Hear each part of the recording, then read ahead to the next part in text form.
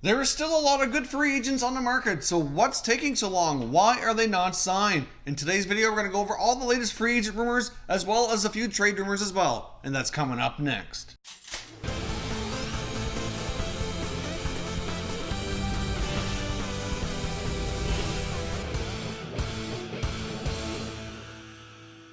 Now, welcome back here to Top Shelf Hockey. Now, as I mentioned, we have some updates on some of the top free agents out there that are still remaining unsigned. There's a lot of these names that I really thought would be signed likely on July 1st, if not then July 2nd. And here we are a week later, more than a week into free agency, and there's still some interesting names out there that remain to be unsigned here. So what is the latest? Now, let's get started with Jake Gardner. I believe Jake Gardner, in my opinion, is the top free agent out there. Probably the most impact player of all the guys that are remaining that have experience here. Obviously, he's a pretty good skater, good puck-moving defenseman. Say what you want about his defensive game. The offense he brings is certainly something that a lot of other defenders can't bring. And really, he's 29 years old. He's going into what could be, if he gets a long-term deal, maybe one of his last contracts. But it's looking like he's going to have to take a short-term deal because many teams are kind of weary on that back injury that he was dealing with during this past season with the Maple Leafs. Now, I do believe it's fair to say that his time with the Maple Leafs is definitely done. I think after the Tyson Barrie, Alex Kerfoot trade that sent Nazem Kadri down to Colorado, pretty much closed the door on him returning. They've revamped that blue line here pretty close. And as I mentioned a few days ago, I know that there was some talk that he might still be hoping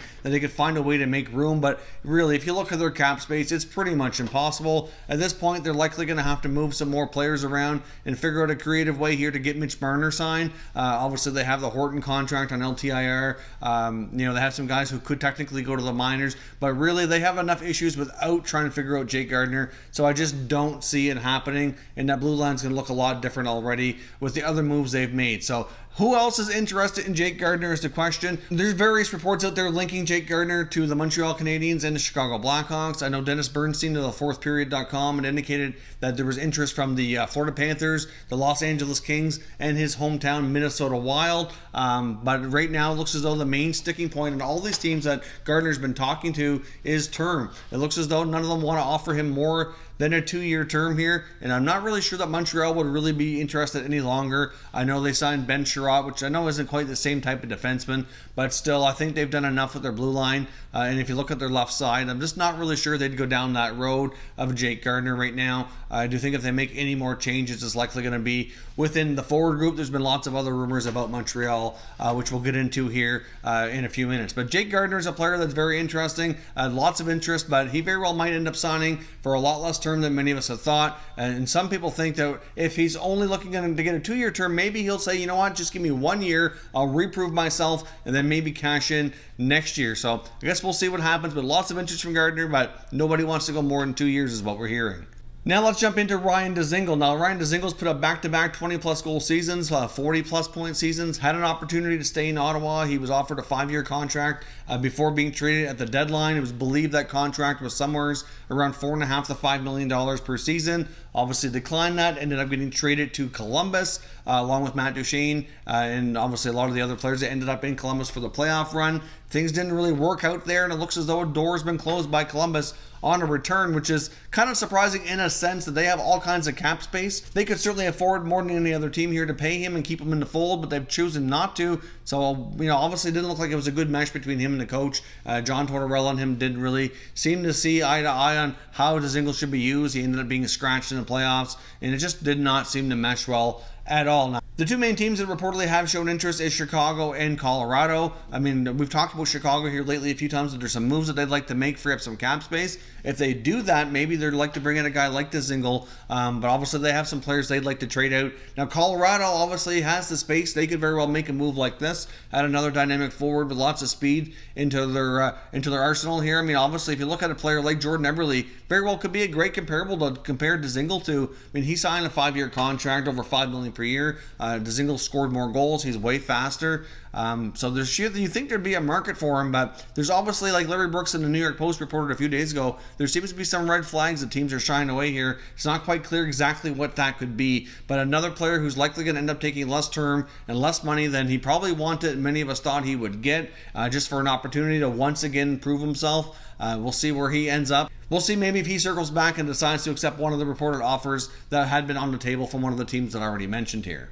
Now you also have Michael Ferland, who was making $1.75 million. Of course, was traded from the Flames to the Hurricanes last year at the big trade at the draft. He had a pretty solid year in Carolina overall. Battled some injuries though. It's kind of surprising in a way that Carolina seems very uninterested in retaining him. Obviously, it could be due to his asking price. It was believed that he was looking for $4 or $5 million. When I did a video about a week ago talking about some of the top free agents that I thought would get the most value here heading into free agency, I included Ferland on this list along with Ryan Dzingel because I really didn't think that he would get that much. I've seen kind of Ferland more in that $3 to $4 million range, probably somewhere in 3 to 5 year term. And really, I thought if he can provide you 15 to 20 goals, play that physical style, do lots of hits, block shots, that physical style of play, that he'd be well worth the money because I thought that's where he would end up. And obviously, he looks like he's looking for more term and more money than many teams out there are looking to offer. Now, it's widely believed that the Calgary Flames are very interested in bringing back Ferland, but they have a major cap crunch going on in Calgary. They have a mega contract to look after here for Matthew Tkachuk. It's going to be a big one, going to become the team's highest paid player. I think that's pretty much a sure thing. And of course, they also have some other guys like their goalie, David Rittich, to sign as well. So they have their own cap issues, and bringing him back is going to prove to be very difficult. Now, of course, the Calgary Flames have been widely rumored here to want him to trade a few players, including forwards James Neal and Michael Ferland. That would certainly help free up a lot of money. They've talked about moving some defensemen, which many believe to be TJ Brodie, possibly Travis Hamonic, but more than likely Brodie.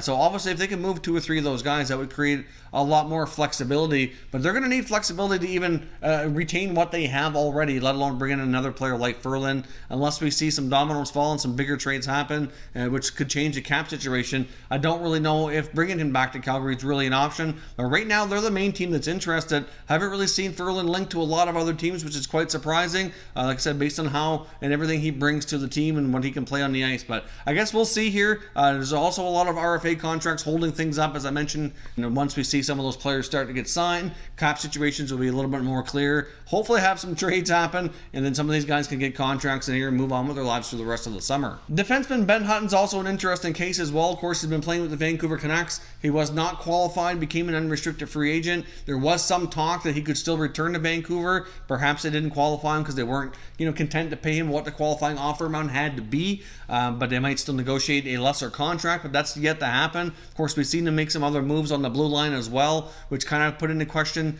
the potential for him to return.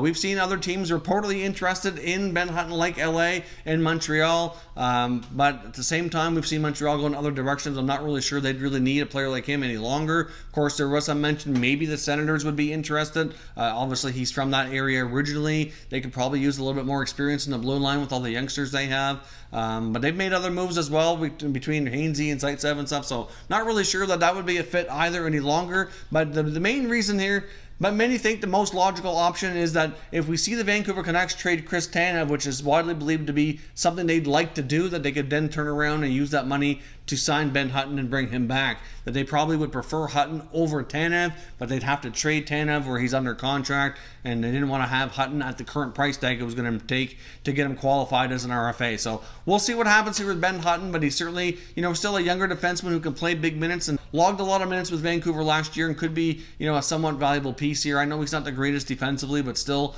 he's young enough. He can provide enough. I know he's not the best defensively, but still provides enough value for the right price that he could certainly be at least a third pair guy on a lot of teams out there. So, if you see the Canucks trade a defenseman like Tanev, then I'm going to say more than likely they're trying to make room to bring him back, unless he's already signed elsewhere, of course. But I guess we'll see. There's been some talk as well. The Edmonton Oilers might be very interested in free agent forward Brian Boyle as somebody who can play center, be good in the PK, be good in the face-off circle, add a veteran presence, provide some leadership, and really be that guy to be like the number 3, number 4 center iceman. Obviously on a short-term, probably fairly team-friendly contract. Brian Boyle's bounced around here a little bit the last little while, but we've seen how resilient he is, battling through illness and coming back and being a great, a great leadership guy that way. Like, he's really inspirational how hard he works. To see what he goes through, to see what he's been through and how he battled through it is certainly a testament to his character for sure.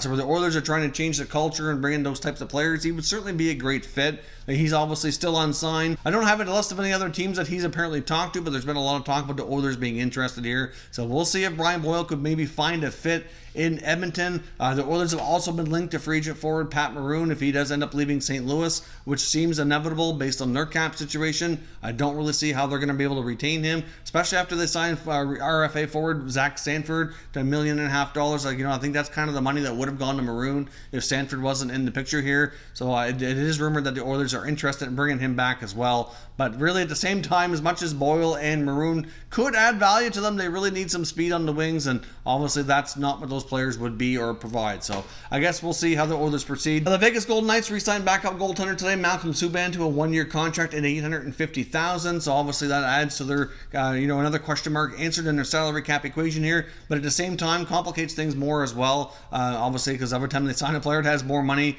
that they don't really have under the cap. So there's been a lot of talk about Nikita Gusev, and this player really has the possibility of being a solid, dynamic, game-changing forward for some teams. He draws a lot of comparisons to Artemi Panarin. If you haven't seen his highlights, certainly bring up some Gusev highlights on YouTube. I'm sure there's some great videos on there. He's a really solid forward who can be very dynamic. He's probably the best player to come out of the KHL. He's older, he's more mature. Really, you're looking for a 2-year contract at $4 million per year. Vegas is offering $2 million. And it just doesn't seem to be going well. At the same time, I think Vegas might be a little crazy just to trade him, because the asking price is rumored to be a second-round pick and maybe a B-level prospect, which really isn't that much for the type of player that he could become. I mean, it is also rumored they could look to trade guys like Nick Holden or Cody Eakin, or maybe even a Ryan Reeves, for example, to make room for Gusev. And I don't really think a $4 million contract on a short-term deal for probably maximum of 2 years is really going to be all that risky. But as we know, Vegas had some other bad luck with other Russian players like Vadim Shipachyov, who they brought over as the first player they signed when they first became a franchise. That didn't work out. They might be a little gun shy here to commit that much money in a tight cap situation. They probably don't want to risk losing other players that they're more familiar with on the NHL stage, at least, to see that they could lose them. And if Gusev doesn't work out, they could be that much weaker of a team perhaps. But if it's not Vegas, another team should be more than willing to step up here.